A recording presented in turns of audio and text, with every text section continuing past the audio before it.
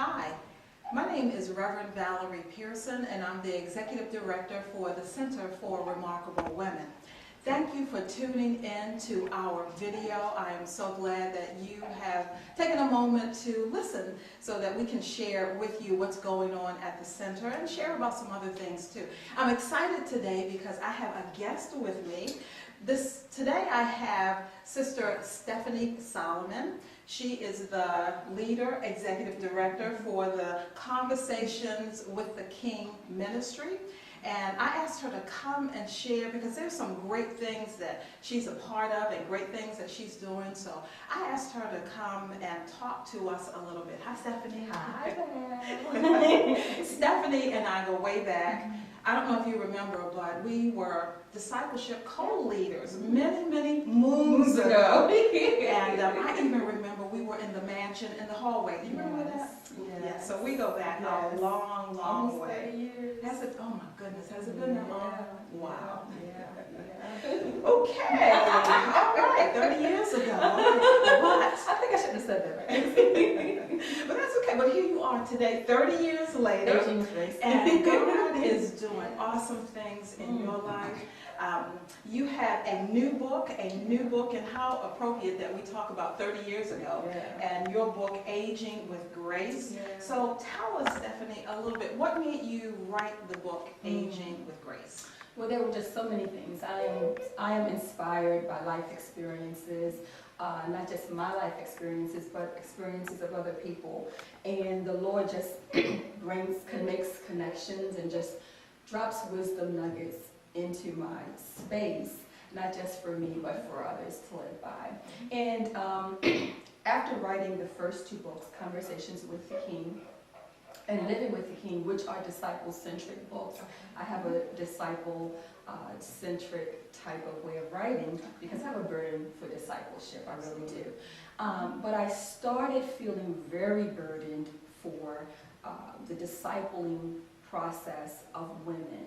I just seem to notice in the world that I live in that there are a lot of women who are going to church, they're being very routine oriented, and they're just not fulfilled.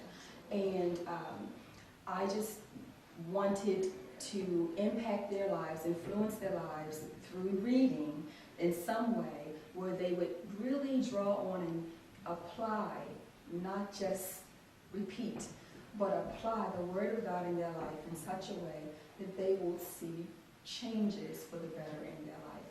And it didn't matter what age they were, but I've just noticed it burdened me to see older women still where they were 30 years ago, mentally, spiritually, and yet going through the motions and not really living that abundant life that Christ promised us. So I noticed things like women being hung up in their age, not sharing their age, being ashamed of their age, being ashamed of the aging process. So I wrote Forever 20-something. You know, you hear people say, oh, I'm still 29. Yeah. But getting to a point where you're not ashamed to say, I'm 56. Hello. Lord willing, I'll be 57 next year. But not ashamed to say that and to bless God for the years of His keeping power and wisdom nuggets to share with other women. The art of silence. Let's talk about sex. I declare all so of these glad you are things. doing that. You know, and just to, if I may, just to interject right there, because Christians don't talk about sex, and we need to. Absolutely. We really need to. So, We have some problems. yes, we do. We have many problems, and it leads to other things because we just won't talk about it from a Christian perspective. Absolutely. And you know, just share what's going on in our bedrooms for the married folks. So even honestly, if you're not married, what's going on in your bedroom? We don't talk about it, and women get stuck and they feel guilty and they feel bad, and they don't have to. We just need to talk about it, and when we talk, we realize that we're all in the same boat.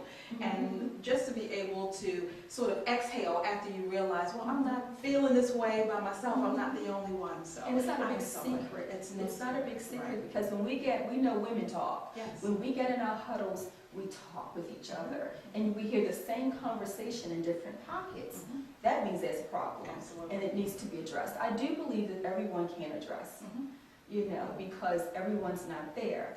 I think with women's sexual issues, that it takes women who are truly transparent. I mean, not just saying it, but are, and have been delivered from things well enough to say, you know, I did do that. You know, I'm not speaking from the vantage point of, you know, a holier than thou perspective or virgin or don't know. No, I sinned. I did this, I did that, and I know better now. And so I now admonish you, you know, in the love, with the love of God. Now what you do with it, it's on you, but I'm not ashamed to share with you that this is really not the plan of God, or this is the plan of God for your life. So I just felt so burdened, because not only seeing young women and girls troubled because sex has not been properly shared with them, or not shared at all in this day and age. You know, I just had just like, you know, this is 2013. Everyone knows about birth control. Not that you should be going out to get it, to have sex as a Christian, but everyone knows about protection and things like that. How do you have sex and not be protected? You know, not just because you don't want to get pregnant, but you don't want a life-altering change to happen because of diseases. But just things like that not shared. Or young women looking for love in all of the wrong places because there is no positive male model or mother who is afraid to share her past with her daughter. And so the daughter makes the same mistakes as the mom in the process. And then to see 40, 50-year-old women making the same mistakes as 20-year-old women because they have not been delivered. And sitting in church wanting an answer, hearing the gospel, but the gospel is not presented in a way that's relevant to them.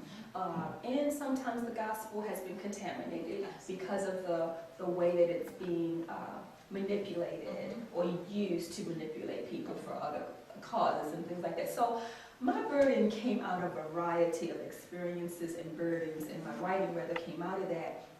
And so Aging with Grace was developed for women specifically, whereas the other two books were just totally disciple-centric, no gender in mind particularly, but this third book definitely gender in mind.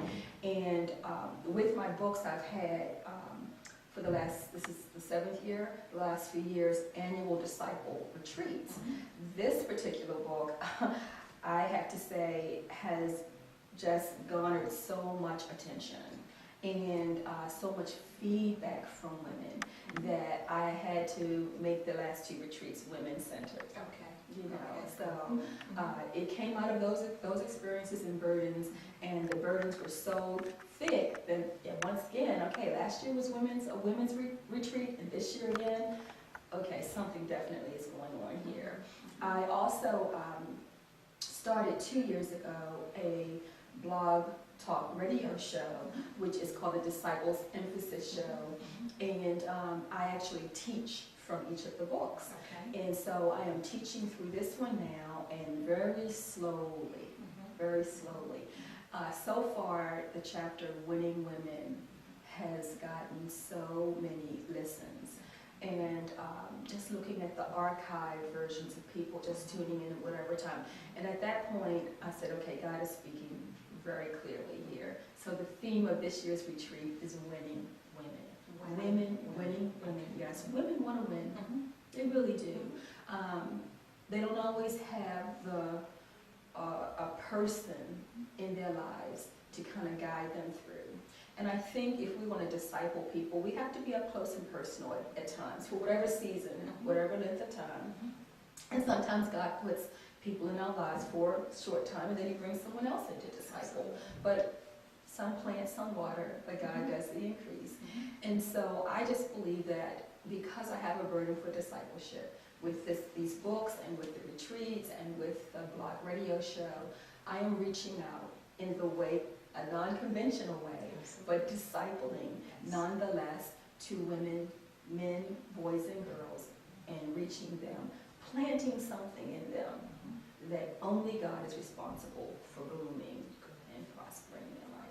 Great So you talked about your retreat. So when is the retreat? The retreat is actually next month at the Sheraton Hotel in Towson, Maryland, November 15th and 16th. Okay. And the cost is only $65. Okay. It covers 2 full meals, lunch on their own.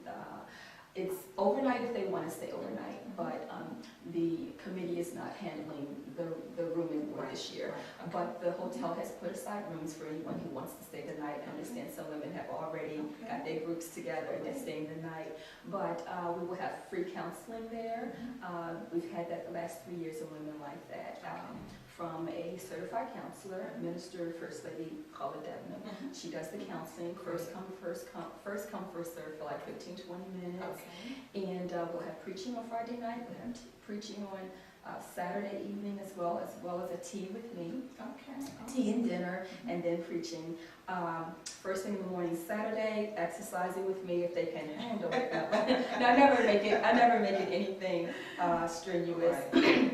But about 15 to 20 minutes of just moving around to get women involved with their bodies as well. And we will have breakfast together, then we'll have teaching from the chapter Winning Women. Okay. And Winning Women is divided into 4 sections, so there'll be 4 teachers, and myself included, teaching from that. Then we have lunch on their own, the counseling.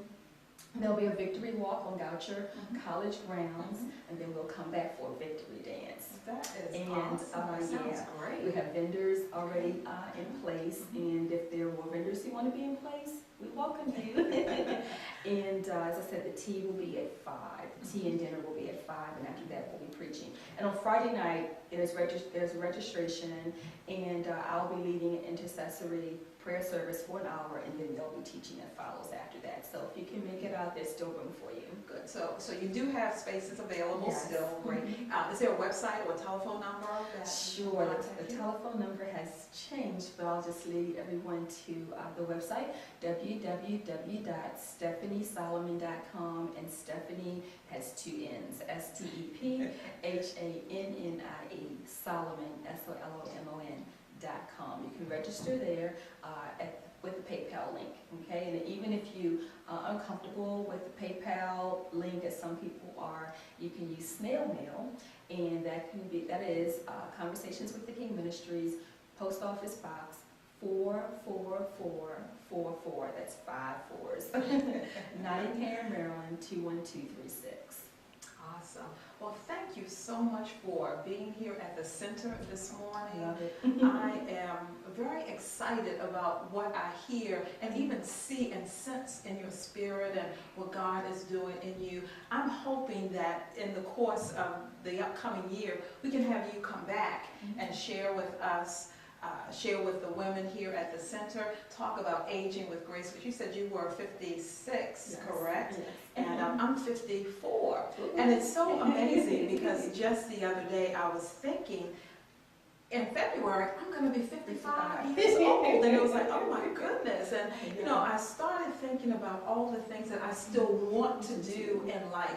It's a different thought process when you think that more of your life is behind you than in front of you.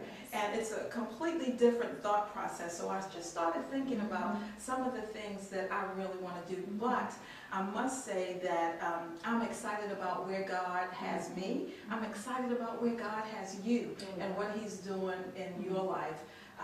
Just wait and see and watch how God is going to use you, because I hear where you are, and I'm in the very same place. I believe a lot of women are in the same place, and you are meeting a need. There's a huge need out there for women, and allowing women to be real and not be superficial any longer. And I hear you meeting that need, and that's awesome. So I'm hoping that I can even stop by your conference. Yes, I'd love to have you speak. I just want to come by, and I want to sit and be ministered to. So that's what I want to do. But thank you. Thanks once again for being here. We really, really appreciate it. I encourage everyone to go to your website, take a look at your website, and to attend Stephannie's conference. It's going to be absolutely awesome. So thank you so very much, and you'll hear from us again soon. Thank you. Be blessed. Bye.